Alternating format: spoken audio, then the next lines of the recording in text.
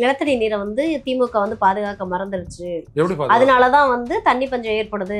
மழை 2 வருஷம் இல்லை அப்படின்னா நிலத்தடி நீர் கீழே தான் போகுது. நான் தஞ்சாவூர்காரன், நான் போர் போட்டு விவசாயம் பண்ணிட்டு இருக்கிறேன். கடந்த ஆண்டு, அதுக்கு முந்தின ஆண்டு, 25, 26 வரைக்கும் எங்க தமிழ்நாட்டில் தண்ணி பற்றாக்குறை வந்து விஜய் சொல்ல பார்ப்போம். நீ எப்படி அதை ரீசார்ஜ் பண்ண போற சொல்லு. இந்திய ஒன்றிய அரசு மழை ப்ளீஸ் அப்படின்னு சொல்லி, அப்படியா அது மழை? அதெல்லாம் படிக்கணும். சும்மா சினிமாவில் நான் நடிச்சிட்டேன், எனக்கு என்னை வந்துட்டு 1 லட்சம் பேருக்கு தெரியும் அப்படின்னா. சங்கீதா செங்கல்பட்டு கோர்ட்ல போட்ட கேஸை அதை அப்படியே ஒரு கம்ப்ளைண்ட் ஆக்கி லோக்கல் போலீஸ் ஸ்டேஷன்ல கொடுத்தாங்கன்னா இன்னைக்கு விஜய் சிறையில் இருக்கணும், தெரியுமா? எல்லா இடத்துலையும் ஒரு பேனிக் பட்டன், உன் வீட்டில் வைப்பிய பேனிக் பட்டன் வச்சிருந்தேன்னா ஒரு பேனிக் பட்டன் அமைக்கிறதாங்கன்னா போலீஸ் உள்ள வந்துட்டு இருக்குமே. விஜய் அவர்கள் வந்து ஏடிஎம்கே என்டிஏ கூட்டணியோட போக போகுது அப்படின்னு ஒரு பார்வை இருக்கு. பிஜேபி அதிமுகவுக்கு வந்துட்டு விஜய் வந்தா அவங்களுக்கு ஒரு பலம். போவாங்கன்னு நினைக்கிறீங்களா ஐயா? போனா இவரு பலவீனம். உடச்சு போட்டு போயிடுறாங்க. இல்ல வேற எந்த மாநிலையும் அந்த அரசியல் கட்சி நடக்கிறதுல உடச்சு போட்டு போறாங்க. 10 பேர் இவங்க தூக்கிட்டு வர போயிடுறாங்க. டிஎம்கேல தான் பொதுவா அப்படியெல்லாம் நடக்குது. அங்க தாவேக்க வந்து நல்லா தான் நடத்துறோம் அப்படின்றாங்க. எங்க நடந்துச்சு? நீங்க டிவி எல்லாம் பார்க்க மாட்டீங்க போல. இல்ல தொடர்ந்து வந்து தாவேக்க தரப்பு அப்படிதான் டிஎம்கே விமர்சனம் பண்றாங்க. சொல்றது இல்லாம நீங்க கேள்வி கேக்குவீங்க. அப்புறம் நீங்க என்ன நெறியாளர்?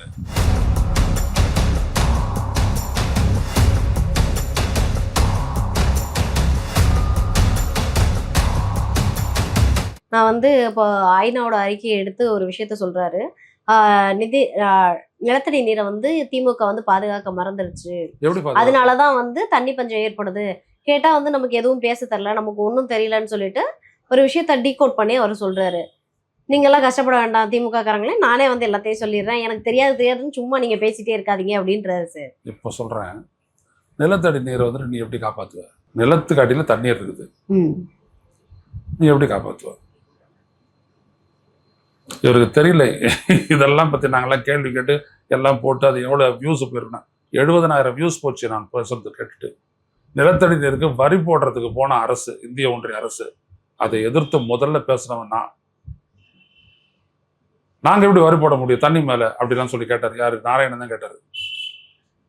நிலத்துக்கு கீழே இருக்க எல்லாமே இந்திய ஒன்றிய அரசு சொந்தமாக இல்லை, அதை முதல்ல சொல்லு அப்படின்னா. நீ ஏன் அப்போ பேசுகிற? நிலத்தடி நீர் பயன்பாட்டை குறைப்பதற்கும் அதை எடுத்து ஒரு வணிக பொருளை மாத்துறதுக்கும் வரி போடுறதுக்காக சொன்ன டாக்குமெண்ட்டை இவர் எடுத்து வச்சுட்டு பேசுறாரு. அதான் நான் கேட்டேன், அப்போ நிலத்தடி நீர் குறைஞ்சி போச்சு, நீ என்ன வந்துட்டு பம்ப் பட்டி தண்ணியை ஊற்றுவியா உள்ள அப்படின்னு கேட்டேன். மழை பெஞ்சா தண்ணி வரப்போகுது. மழை 2 வருஷம் இல்லை அப்படின்னா நிலத்தடி நீர் கீழே தான் போக போகுது. நான் தஞ்சாவூர்காரன், நான் போர் போட்டு விவசாயம் பண்ணிட்டு இருக்கிறேன். இந்த கடந்த ஆண்டு, அதுக்கு முந்தின ஆண்டு, 21, 22, 22, 23, 23, 24, 24, 25, 26 வரைக்கும் எங்க தமிழ்நாட்டில் தண்ணி பற்றாக்குறை வந்து விஜய் சொல்ல பார்ப்போம். ஏன்னா இத்தனை ஆண்டுகளும் மழை பெஞ்சிடுச்சு, இத்தனை ஆண்டுகளுக்கு தண்ணி வந்துடுச்சு. அப்போ தண்ணி வரும்போது ஆட்டோமேட்டிக்காக இட் கெட்ஸ் ரீசார்ஜ். நிலத்தடி நீர் குறைஞ்சி போச்சுன்னு அவங்க சொல்றாங்கன்னு இவரும் பேசிட்டு இருக்காரு. அதுக்கப்புறம் அந்த மாதிரி பேசுறதே விட்டுட்டாங்க. நீ எப்படி அதை ரீசார்ஜ் பண்ண போற சொல்லு. இந்திய ஒன்றிய அரசு மழை ப்ளீஸ் அப்படின்னு சொல்லி, அப்படியா அது மழை? பருவத்தே அது பெய்ய போகுது. நாங்கள் செய்யக்கூடிய வேலையை நாங்கள் செய்ய போகிறோம், புரியுதா? ஒரு கால்வாயிலையும் தண்ணீர் ஓடும் போது அது ஆட்டோமேட்டிக்காக பெர்கோலேட் ஆகும், அது அப்படியே பரவும். இப்போ சைதாப்பேட்டையில் ஒரு காரணி குளத்தில் வந்து தண்ணீர் ஒப்பிச்சிட்டோம்னா சுற்றில இருக்கிற வீடுகளில் அங்கங்கே போட்டுருக்கிற போரில் தண்ணி ஏறிடும், தெரியுமா? Because water exerts pressure on the earth on its own resources. அதெல்லாம் படிக்கணும். சும்மா சினிமாவில் நான் நடிச்சிட்டேன், எனக்கு என்னை வந்துட்டு 1 லட்சம் பேருக்கு தெரியும் அப்படின்னோம்னா 1 லட்சம் பேருக்கு தெரியும். அவனும் உன்னுடைய மனநிலை ஒண்ணுதான். 2 கோடி பேருக்கு தெரியும்னு சொல்லிட்டு இருக்காரு. 2 கோடி பரவாயில்ல, 2 கோடி பேருக்கு அப்புறம் ஏன் கூட்டணிக்காக காத்துட்டு இருந்தான்னு தெரியல. 2 கோடி பேருக்கு தெரியும்ட்டா சரி விடுங்க, எல்லாம் புழுவுறது அப்படின்றது எல்லாருக்குமே ஒரு ரைட் ஆகி போச்சு. நான் என்ன கேட்கறேன்னா, ஒரு இஷ்யூவை பேசும்போது விவரம் தெரிஞ்சு பேசுங்க. இது தமிழ்நாடு, இது தண்ணிக்காக போராடக்கூடிய மாநிலம், இதுக்கு எல்லாமே தெரியும். நீர் மேலாண்மையில இப்ப நீ வந்துட்டு ஒரு ஜனகராஜை வச்சுக்கிட்டு நீ இதை பேசுற அப்படின்னா அது வேற. ஜனகராஜ் ஐயா நீரியல் நிபுணர், அவர் உன் மேடையில் இருந்துட்டு நீ பேசுனீங்கன்னா தான் உனக்கு அதுக்கு வேலிடிட்டி, இல்லைன்னா முடியாது, பேசக்கூடாது நீ. ஐயா இது வரைக்குமே வந்து தாவேக்க கூட யாருமே கூட்டணிக்கே போகல. ஒரே ஒரு கட்சி தான் கூட்டணியில இருந்தாங்க, அந்த ஜனநாயக முஸ்லீம் மக்கள் கட்சி. அவங்களுமே நேற்று வந்து நாங்க வந்து கொடுத்த ஆதரவு வந்து வாபஸ் வாங்கிக்கிறோம்னு சொல்லியிருக்காங்க. இதுக்கு பின்னாடி என்ன ரீசன் இருக்கும்னு நினைக்கிறீங்க? இல்ல ஒண்ணும் இல்ல, அவர் வந்துட்டு இவரை இறக்கி விட்டவங்களுடைய இது என்ன அப்படின்னா டிசிஎம், இதெல்லாம் ஜான் ஆரோக்கியசாமி கிட்ட பேசுனது, அதனால தான் சொல்றேன். அதாவது தலித் கிறிஸ்டின் முஸ்லீம் இவங்களை வந்துட்டு திமுக கிட்ட வந்துட்டு அலைனேட் பண்ணணும், பிரிச்சிடணும். அதுக்கு தான் அதான் விஜயனுடைய எஜெண்டா. தலித்து, கிறிஸ்டியன், முஸ்லீம் வந்துட்டு திமுக ஆதரவு வாக்காளர்களாக இருக்காங்க, அவங்களை பிரிச்சு ஆடினோம், திமுக அவுட்டு. அதுக்கு தான் இறக்கி விடப்பட்டார். அது பிஜேபியால் செய்ய முடியாது, அண்ணா திமுகவால் செய்ய முடியாது. ஸோ உடனே அவர் இறக்கி விட்டாங்க. அதுக்கு தான் அவர் பண்ணார். அது நடக்கல. யாருமே அவர்கிட்ட வரவே இல்லை. கிறிஸ்டியனும் வரல, தலித்தும் வரல, முஸ்லீமும் வரல. அப்படி இருவர் அப்படி வந்து எடுத்து சேர்த்தாங்க இல்லையா, ஒரு சின்ன அவுட்ஃபிட்டு. அவங்களுக்கும் இவருடைய அரசியல் வந்துட்டு இது ஒன்றும் சரியில்லை அப்படின்னு சொல்லிட்டு அவங்க விலகிறாங்க. வேற ஒன்றும் இல்லை. இது எதனால இந்த விஜய் பத்தின அந்த பர்சனல் இஷ்யூனாலயா இல்ல வந்து ஒருவேளை இப்போ போயிட்டு இருக்குல்ல? பர்சனல் இஷ்யூ முழுக்க மக்கள் சம்மந்தப்பட்டதுங்க. அவருடைய பர்சனல் இஷ்யூ வந்துட்டு அவர் சும்மா சாதாரணமா நான் ஒருத்தலன்ட்டு அவர் சொல்லிட்டு போயிடலாம். But it is worth. எப்படி அப்படின்னம்னா, ஒரு மனிதன் தன்னுடைய குடும்பத்தில் இருக்கக்கூடிய ரேட்டிங் தான், மறுபடியும் ரேட்டிங் தான். அங்கே சரியா இருந்தீங்கன்னா தான் மற்ற இடத்துல எல்லாம் சரியா இருக்கும். உனக்கு எத்தனை பொண்டாட்டின்றது கணக்கு கிடையாது. எல்லாரும் ஒத்துக்கிட்டா தான் நீ வந்துட்டு புருஷன். ஒருத்தி எதிர்த்து போயிட்டு உன்னை வந்துட்டு ஒரு பெரிய ஒரு பாலியல் துன்புறுத்தல், டொமஸ்டிக் வயலன்ஸு. அவருடைய மனைவி பேர் என்ன, சங்கீதா, செங்கல்பட்டு கோர்ட்டில் போட்ட கேஸை அதை அப்படியே ஒரு கம்ப்ளைண்ட் ஆக்கி லோக்கல் போலீஸ் ஸ்டேஷனில் கொடுத்தாங்கன்னா இன்னைக்கு விஜய் சிறையில் இருக்கணும், தெரியுமா? டொமஸ்டிக் வயலன்ஸ் தூக்கி உள்ள போடணும். ஜாமீனில் வேணா அவர் வெளில எடுத்துக்கலாம், என்னாலும் தூக்கி உள்ள வச்சுருவாங்க. அந்த அம்மா ரொம்ப நேர்த்தியானது அந்த பொண்ணு. அதை எடுத்துகிட்டு போயிட்டு கேஸை போட்டு எனக்கு வந்துட்டு எனக்கு தேவை வேற எதுவும் இல்லை, விவாகரத்து மட்டுமே, ஜீவனாம்சம் மட்டுமே சொல்லிட்டு அதை 2 பாயிண்ட் அங்கே வந்துருச்சு. இதையே வந்துட்டு டொமஸ்டிக் வயலன்ஸ்னு கொடுத்துருந்தது அப்படின்னோம்னா அவங்களுடைய கேஸை ஸ்ட்ரெங்தன் பண்ணியிருக்கலாம், இவரையும் தூக்கி உள்ள வச்சிருக்கலாம். இதுதான் நடத்துகிற அவ்வளோ பெரிய குற்றச்சாட்டு. இவர் வந்துட்டு தட் இஸ் நத்திங்ன்ற அந்த அம்மாவுக்கு இவர் வந்துட்டு தேங்க் பண்ணணும். இத்தனைக்கும் அவருக்கும் லீகல் அட்வைசர்ஸ்லாம் இருக்கிறாங்க. கொடுத்தாங்க அப்படின்னு நொறுக்கிடுவாங்க. அவங்க நேராக கோர்ட்டுக்கு போயிட்டாங்க. ஸோ விசாரணைக்கு உட்பட்ட விடயமாக போயிடுச்சு. அதனால விஜய் தப்பிச்சிட்டாரு. மக்களுக்கு எல்லாம் தெரியும் இந்த டொமஸ்டிக் வயலன்ஸ் ரொம்ப பயங்கரமான குற்றம் அப்படின்றது தெரியும். ஓகே. ஏன்னா வந்து தொடர்ந்து வந்து அவங்க வந்து விஜயோட பர்சனல் விஷயத்த மீடியாவில் பேசாதீங்கன்னு தொடர்ந்து தாவேக்க தரப்பு சொன்னாலுமே வந்து த்ரிஷா அவர்கள் கூட வெளியில போனது பெரிய சர்ச்சை இருந்துச்சு. சுற்றி உள்ள அந்த சினிமா வட்டாரங்களே நிறைய டாக் வைக்கிறாங்க. பார்த்திபன் சாரோடைய ஸ்பீச் எல்லாம் நீங்க பார்த்திருப்பீங்கன்னு நினைக்கிறேன். சமுத்திரக்கனி அவர்களுடைய ஸ்பீச்சை பார்த்திருப்பீங்கன்னு நினைக்கிறேன். இது எல்லாமே விஜயும் த்ரிஷாவையும் தனித்தனியா வந்து தரக்குறைவா பேசுறாங்களோன்ற ஒரு பார்வை இருக்கு. அதெல்லாம் கிடையாது. முதல்ல ஒரு relationship have to be neat and normal. யாரோட யாருக்கு வேணாலும் உறவு இருக்கலாம். நட்புன்றது அதுக்கெல்லாம் ஒரு பவுன்ஸ் எல்லாம் ஒன்றும் கிடையாது. உச்சநீதிமன்றமே வந்துட்டு கன்சென்சுவல் செக்ஸ் வரைக்கும் போயிட்டான் தீர்ப்பு சொல்றதுல. எங்கேயோ போய் நின்றுட்டு இருக்கான். பண்பாடுன்றதுக்கு ஒத்துக்கணும்ல. உன்னை நம்பி தானே வந்தவங்க. ஒரு நாள் 2 நாள்ல 99 to 2016 27 28 ஆண்டு உறவு. ஒரு 5 வருஷத்துல இது நடக்குது அப்படின்னா யாரும் பேச போறது இல்லை. 27 ஆண்டு காலம், 2 பிள்ளைங்க. அவங்க சொல்லக்கூடிய குற்றச்சாட்டெல்லாம் அனலைஸ் பண்ணி பாருங்க. எப்படி அதை ஏற்றுக்கொள்ளதான் இருக்கும். அது மற்றவங்க பேசுறதெல்லாம் விட்டுங்க, ஐ டோன்ட் கேர். அதெல்லாம் எப்படி நீ வந்துட்டு ஒரு கட்சி தலைவனாக இருந்து எப்படி அப்போ நீ பெண்களை பற்றி பாதுகாப்பாக இருப்பேன், கூடையே இருப்பேன், சகோதரிகள், நான் தான் மாமா, அண்ணன், மச்சான் சொல்லிட்டு இருக்கு. அதுக்கெல்லாம் என்ன பொருள் இருக்க முடியும்? எல்லா இடத்துலையும் ஒரு பேனிக் பட்டன். உன் வீட்டில் வைப்பிய பேனிக் பட்டனு வச்சிருந்தேன்னா அவங்க ஒரு பேனிக் பட்டனை அமைக்கிறதாங்கன்னா போலீஸ் உள்ளே வந்துட்டு இருக்குமே. தனியாக வச்சு ஒரே ஒரு சர்வெண்ட்டை மட்டும் கொடுத்துட்டு வேறு எதையுமே அவர் கொடுக்கல. காரு கிடையாது, எது கிடையாது, ஃபண்டு கிடையாது, எதுவுமே கிடையாது. இப்படி 5 வருஷம் டார்ச்சர் பண்ணியிருக்காரு. வரப்போது விசாரணையில் அப்போ தெரியும் விஜய்னா யாருன்ட்டு. அரசியல் அப்படின்றது என்ன அப்படின்னா, இப்போ நீங்கள் உள்ளே வரீங்க, நான் இங்கே உட்காந்துட்டு இருக்கிறேன், அங்கே வெளியில் இருக்கிறவங்க தான் எல்லாத்தையும் தாங்குறேன். புரியுதுங்களா?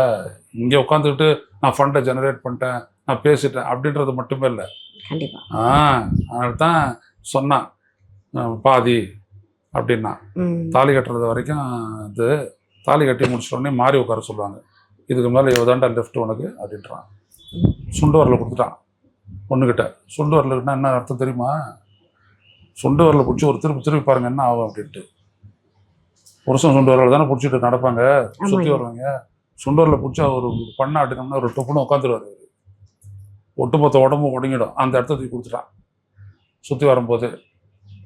இதையும் தாண்டி சில சமூகங்கள் எல்லாம் போட்டு வச்சுட்டான். 3 முடிச்சு அங்கேயும் இங்கே போட்டால் பார்த்தா அது போட்டு அங்கே சுற்றி இழுக்கிற இழுப்புகள்லாம் அவள் வருவா. அவள் இழுத்து நிறுத்தினா அன்னைக்கு காலி. இதுதான் பண்பாடு. இதெல்லாம் கோர்ட்டெல்லாம் தீர்மானிக்காது.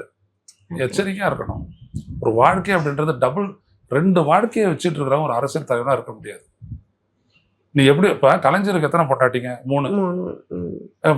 சமுதாயம் ஏதாவது கோச்சிக்கிச்சா என்ன நோக்கு அதை சொல்லி பார்த்தாங்க. அவர் அங்கே இருப்பார், நைட்டு எந்த வீடு அப்படிலாம் சொல்லுவாருங்க. கடைசியில் இந்த வீடு ஒரு ஹெட் குவார்ட்டர்ஸ், அந்த வீடு ஒரு ஹெட் குவார்ட்டர்ஸ் ஆச்சு. ஜனங்க ஏதாவது கோச்சிக்கிட்டாங்க? ஏன்? எல்லாம் அங்கீகரிக்கப்பட்டது, முடிஞ்சு போச்சு. அந்த மாதிரி நீ வந்துட்டு ஏற்பாடு பண்ணிக்கிட்டு எல்லாம் செஞ்சு பண்ணிக்கிட்டு இருந்த அப்படின்னா வேற. இங்கே அங்கே எங்கேயாவது டார்ச்சர் இருக்கா, டொமஸ்டிக் வயலன்ஸ் இருக்கா? இங்கே தான் நீ மாட்டிக்கிட்ட. இது தவறு. யாராக இருந்தாலுங்க, ஒருத்தருக்குரிய இடம்ன்றது என்னன்னா, உனக்கு என்ன இடமோ அந்த இடம் தான் இன்னொருத்தருக்கு. அதுதான் நீ பார்த்துக்கணும். ஓகேயா. இப்போ வந்து விஜய் அவர்கள் வந்து ஏடிஎம்கே என்டிஏ கூட்டணியோட போக போகுது அப்படின்னு ஒரு பார்வை இருக்கு. ஸோ இதெல்லாம் எப்படி பாக்குறீங்க? ஒருவேளை வந்து போறதுக்கான பாசிபிள் இருக்கா? பிஜேபி அதிமுகவுக்கு வந்துட்டு விஜய் வந்தா அவங்களுக்கு ஒரு பலம். போவாங்கன்னு நினைக்கிறீங்களா ஐயா? போனா இவரு பலவீனம், இவருக்கு பலவீனம். இவருக்கு முடிஞ்சு போச்சுல லைஃப், அரசியல் வாழ்க்கை முடிஞ்சு போச்சுல்ல. கொள்கை எதிரின்னு சொன்னாரு, அவரோட போய்ட்டு ஒட்டிக்கிட்டாருன்னா அப்புறம் என்ன இருக்குது? ஒன்றும் கிடையாது. ஏற்கனவே எல்லாமே டேமேஜ் ஆகிட்டு இருக்குது. இன்னொரு டேமேஜுமா அப்படின்றத விஜய்க்கு பெரிய கஷ்டம். இன்னைக்கு விஜய்க்கு அதுதான். ஏற்கனவே அங்கே டேமேஜ் ஆகிருக்குது, இதில் வேற உங்களோடதுன்னா சுத்தமாக போயிடும் சார் அப்படி தான் சொல்லி போகிறார் அவர் சிபிஐயில் போய். அதனால ஒன்றும் பண்ண முடியாது, விட்டுருங்க, எல்லாம் 29 பார்த்துக்கலாம், ஒரு 3 வருஷம் கேப் விடுங்க, அதுக்குள்ளே நான் மூச்சு பிடிக்கிறேன்ட்டு. விஜய்க்கு இன்னொரு சங்கடமும் இருக்கு. தனிச்சு நின்று டெபாசிட் போச்சுன்னா என்ன பண்ணுறது? தனிச்சு நின்று அதனால தான் கூட்டணிக்கு தேடிட்டு இருந்தாரு, யாரும் வரல. அதை தடுத்துக்கிட்டு எல்லாரையும் அவர் இழுத்துட்டாரு அமித்ஷா இல்லையா? யாரும் வரல, முடிஞ்சு போச்சு. இப்போ தனியா வேற நின்று தான் அதுக்கு இவங்களோட போனால் ஒரு 5 சீட்டு கிடைச்சிரும், அது உண்மை. ஆமா ஆமா, அதிமுக பாஜக கூட்டணி போனால் 5 சீட்டு கிடைச்சிரும். ஆனா இவருக்கு அரசியல் இருக்காது. அதுக்கப்புறம் இவர் வந்துட்டு மேடைகளெல்லாம் போட்டுலாம் பேசலாம் முடியாது. சரதாபா ஒரு கூட்டணி கட்சி, இவரும் வந்துட்டு ஒரு தேமுதிக மாதிரி, ஒரு பாமக மாதிரி ஒரு ஆயிடுவார், அவ்வளோதான். ஒரு செட்டில் ஆயிட வேண்டியதான், கமல்ஹாசன் மாதிரி செட்டில் ஆயிட வேண்டியதான். இல்ல அவர் எதையுமே கன்சிடர் பண்ற மாதிரி தெரியலையா? நீங்க சொன்ன மாதிரி கரூர் இஷ்யூ பத்தியும் அவர் அதுக்கப்புறமா கன்சிடர் பண்ணல, அவங்கள பத்தி ஃபீல் பண்ணல, பேசல. அதுக்கப்புறமா நீங்க பாத்தீங்க அப்படின்னா லாஸ்ட் அவர் இப்போ அவரோட பர்சனல் இஷ்யூ பத்தியும் அவர் பேசல, ஜனநாயகன் படம் பத்தியும் பேசல. இது எல்லாமே பெரிய பிரச்சனையா இருந்துச்சு. எதையுமே கன்சிடர் பண்ணாத ஒரு பர்சன் இன்கேஸ் கூட்டணிக்கு போனா நாளைக்கு மக்கள் பேசுறத அவர் கன்சிடர் பண்ணுவார்னு நீங்க நினைக்கிறீங்க? இல்ல, கன்சிடர் பண்றது பண்ணாது இல்ல, டேமேஜ் தானே. என் வீடு 10 எரியுது, அவர் கன்சிடர் பண்ண மாட்டேங்கிறாருன்னா எப்படி? அது எரிஞ்சிருது இல்ல, அப்புறம் எல்லாம் முடிஞ்சிட்டோட நீங்க என்ன பண்ணுவீங்க? எனவே அப்படி இல்லை. ஒரு கரூரை பத்தி ஒரு பேசல, ஏன் பேசக்கூடாது? உன்னை பத்தி தெளிவா இருக்கிறல்ல, பேச வேண்டியதானே, ஏன் பேசாத? இன்ன வரைக்குமே பேசல அவரு, முடிஞ்சு போச்சு. அப்ப அங்க போனாரு, அங்க பேசாத விட்டான் அவன். சிபிஐ கிரில் பண்ணால போட்டு இப்போ மறுபடியும் வாழ்ந்துருக்கான் 5ஆம் தேதி. அப்ப நீங்க பேசுறதெல்லாம் இருக்க முடியாது. அங்க பேசுறது மக்களிடையே பேசிட்டு போ. If your conscious is clear, speak to the masses. அது ஒன்றும் கோர்ட்டு கிடையாது. அங்க பேசணும், இங்க பேசக்கூடாதுன்னு கிடையாது. பயம். இதுதான் விஜயனுடைய பெரிய பிரச்சனை. ஒண்ணு பயம், இன்னொன்று தெளிவின்மை, 3வது எதை பற்றியுமே புரிதலின்மை. எதையுமே அவருக்கு புரியல. வெறும் உணர்ச்சிகளுடைய அடிமையாக தான் அவர் இருக்காரே ஒழிய அவருக்கு எதுவுமே தெரியல. ஒரு சின்ன அறிவு, சிற்றறிவு இருக்கிறவங்க கூட இப்படிப்பட்ட பிரச்சனையை போது இன்னொரு பார்ட்டியை கூட்டுக்கிட்டு போயிருக்க மாட்டான். தெரியும்ல, மாதிரிதான். ஸோ அதனால அவருக்கு எதை பற்றியுமே இல்லை. நீங்கள் அவர் வந்துட்டு எதையுமே பேசுறதில்ல, கண்டுக்காத இருக்கிறார் அப்படின்னா கிடையாது. தெரியவே தெரியாது அவருக்கு. அவர் என்ன, அவர் சினிமா வாழ்க்கையை வாழ்ந்தாரு, அரசியல் அதே மாதிரி வாழ நினைக்கிறாரு. எல்லாம் அங்கே அக்செப்டடு. ஏன்னா எல்லாத்தையுமே அங்கே செய்யறது ஒரு 30 பேர் தலைமையில் ஒரு பெரிய டீமே இயங்கிக்கிட்டு இருக்கோம். விஜயனுடைய ஒரு படம்னா இங்கே அப்படி கிடையாது. இங்கே எல்லாமே மக்கள் தான். இங்கே மக்கள் தான் எல்லாத்தையும் தீர்மானிப்பாங்க. நீங்கள் சும்மா பார்க்கறதுக்கு இப்படியே இருப்பீங்க. நீங்கள் எல்லாத்தையும் யோசிச்சு எல்லாத்தையும் முடிச்சுட்டு போய்கிட்டே இருப்பீங்க. யாருக்கா தெரியுமான்னு நான் ஒருத்தருக்கு ஒரு ஓட்டு, 5 கோடி ஓட்டு என்ன ஆகும்? இப்போ யோசிக்கவே இல்லை அவரு. அதான் நான் சொன்னேன், புரிதல் இல்லை, துணிச்சல் இல்லை, தெளிவும் இல்லை. ஆனால் தொடர்ந்து திமுக வந்து விஜயை பார்த்து பயப்படுதோன்ற ஒரு கேள்வியை அவரும் முன்வைக்கிறாரு. ஏன்னா வந்து இப்ப கூட நீங்க பார்த்துருப்பீங்க, திமுக ஒரு மாநாடு நடத்தினாங்க, ஆனா அங்க வந்து க்ரௌடே இல்ல அப்படின்னு வந்து ஒரு ட்ரோன் ஷாட் எடுத்து போட்டாச்சு. போட்டு திமுகவுக்கு வந்து பாருங்க மாசே இல்ல, க்ரௌடே இல்ல. ஆனா விஜய் போனா வந்து க்ரௌடு வருது, ஆனா திமுக வந்து தடுக்குது, மக்களை வந்து பார்க்க விடாம, சந்திக்க விடாம தடுக்குதுன்றாங்க. 2 நான் நடக்கிறேன். எத்தனை மணிக்கு எடுத்த வீடியோ அது? 4 மணிக்கு அந்த மாநாடு தொடங்குதுன்னு வச்சுக்கோங்க, காத்தால 11 மணிக்கு சேர் காலியாக தான் இருக்கும். 4 மணிக்கு எடுத்து அந்த இவ்வளோ டிவி காட்டினால அது மாதிரி காட்ட சொல்லுங்களேன். யாருக்கும் பூ சுத்த முடியாதுங்க இந்த காலகட்டத்தில். பூ விலை வேற போய் ஏறி போச்சு. அதே மாதிரி இவர் சொல்றாரு, இவர் வந்து அப்படி கூட்டம் கூடுது அப்படின்ட்டு. நீங்க தஞ்சாவூர் போறீங்க, தஞ்சாவூர்ல எவ்வளோ எம்எல்ஏ தொகுதிகள்? 8-10 தொகுதிகள் இருக்குது. எவ்வளோ ஓட்டு? 1 2.5 லட்சம் ஓட்டு, 20 லட்சம் ஓட்டு. உங்ககிட்ட வந்தவங்க யாரு? ஐயா அதான் திமுக வந்து ஒரு 4900 பேருக்கு தானே அனுமதி கொடுக்குறாங்க. 5000 பேருக்குள்ள தான் 5000 பேர். வரணும். அதுக்கப்புறம் எல்லாரும் இவங்க தான் உடச்சு விட்டுட்டு போயிட்டாங்கல்ல, உள்ள போயிட்டாங்கல்ல. நான் என்ன கேட்குறேன்னா, தடுக்கிறாங்கன்னு அவர் எதை சொல்றாருன்னு புரியுதா உங்களுக்கு? வேலூர்ல ஷெட்டை போடுன்ட்டாங்க போலீஸ், இல்லாட்டி அனுமதி தர மாட்டேன்ட்டாங்க. அதுதான் அதுல ஒரு எக்ஸ்ட்ரா செலவு யாதவ் அர்ஜுனாக்கு. சேர் போடுன்ட்டாங்க. இவர் வருவாரு, எல்லாரையும் வெயில் அடிக்க வச்சு இவர் பேசிட்டு போவார். சேலம் வரைக்கும் அதான் நடந்துச்சு.